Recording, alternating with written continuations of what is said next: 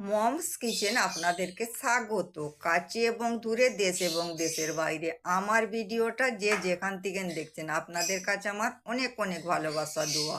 আশা করি আপনারা ভালো আছেন। আজ আমি আপনাদের সঙ্গে শেয়ার করব আমি বাড়িতে যেভাবে বানাই, ওটাই আজকে আপনাদের সঙ্গে শেয়ার করব। আজ আমি আপনাদের সঙ্গে শেয়ার করব একটা মজাদার সুস্বাদু পিঠের রেসিপি। পিঠের রেসিপিটা হলো কলপিঠের রেসিপি। আপনারা আমার সাথে থাকুন, দেখতে থাকুন আমি কিভাবে কলপিঠের রেসিপিটা বানাচ্ছি। এখানে বন্ধুরা আমার আছে চালের আটা, এখানে আছে হালকা কুসুম কুসুম গরম পানি। এর মধ্যে আমি নুন দিয়ে দিলাম। নুন দিয়ে আটাটা ভালো করে মাখিয়ে নিলাম।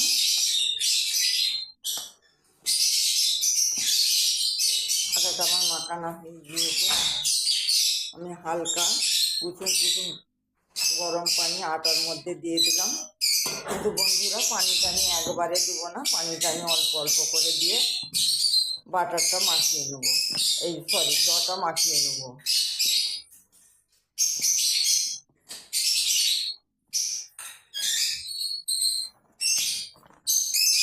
ডটা ঠিক এইভাবে মাখিয়ে নিয়েছি বন্ধুরা।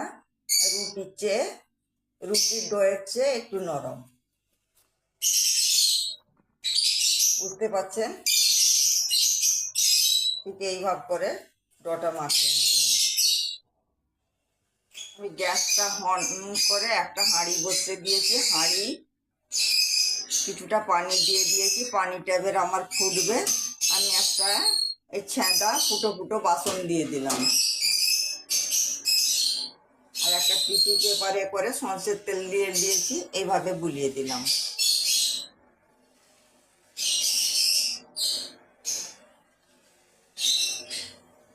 প্লেটটা চতুর্দিকে এইভাবে বুলিয়ে দিলাম।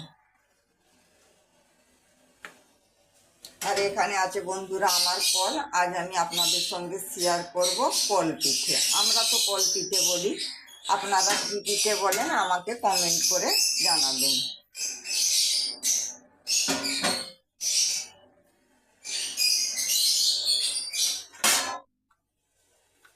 আর এখানে তো আমার ডোটা মাখিয়ে রেখেছি বন্ধুরা। আমি কলের মধ্যে নিয়ে নিয়েছি আটাটা, এবার আমি পিঠেটা বানিয়ে নেব।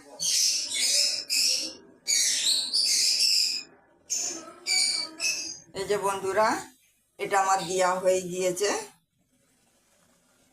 কল পিঠেটা বানানো হয়ে গিয়েছে। এবার আমি একটা ঢেকে দিলাম। এই ঢেকে দিলে বন্ধুরা না তাড়াতাড়ি সেদ্ধ হয়ে যাবে, এই কল পিঠেটা খুব তাড়াতাড়ি হবে। আপনারাও বাড়িতে এইভাবে কল পিঠে বানাবেন, আশা করি ভালো লাগবে। আর কেমন লাগলো বন্ধুরা আমাকে কমেন্ট করে জানাবেন। এই পিঠেটা ছোট বড় সকলে খেতে খুব পছন্দ করে। একবার খেলে আপনাদেরকে বারবার খাবার ইচ্ছা হবে। বাচ্চাদের আপনারা স্কুলেও দিতে পারেন টিফিনে, আর বয়স্কদের যাদের দাঁত নেই তাদেরও খাওয়ার সুবিধা হবে। এই পিঠেটা আপনারা সব কিছু দিয়েই খেতে পারেন। সকালে চায়ের সঙ্গে খেতে পারেন, বিকালে টিফিনে হিসেবে খেতে পারেন,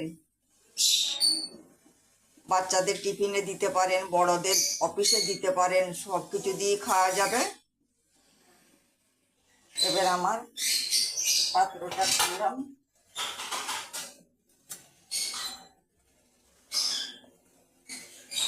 এই পিঠেটা একটু হাত দিয়ে দেখবো হয়ে গিয়েছে। এবার আমি এই পিঠেটা উঠিয়ে নেব।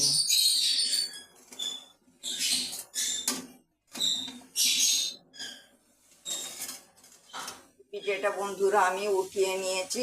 এখন শীতকাল, হ্যাঁ, খেজুরে গুড় কিংবা মোটা করে ডাল রান্না কিংবা মাংসর ঝোল দিয়ে খেতে খুব ভালো লাগবে। এই যে টিস্যু পেপারে সরষের তেল দিয়েছি, আবার আমি এই প্লেটটা একটু সরষের তেলটা বুলিয়ে, টিস্যু পেপারটা বুলিয়ে নিলাম। এখন তো শীতকাল বন্ধুরা, খেজুরে গুড় দিয়ে খেতে খুবই ভালো লাগবে এই পিঠেটা।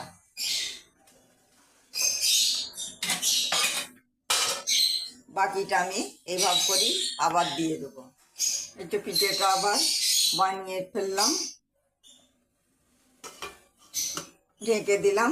আর গ্যাসটা বন্ধুরা একদম হাই ফ্লেমে দিয়ে এই পিঠেটা বানাবেন।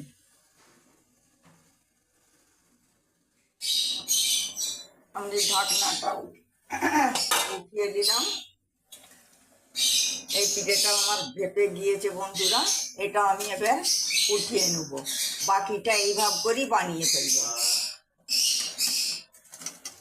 আমার কলপিঠে পুরো রেডি।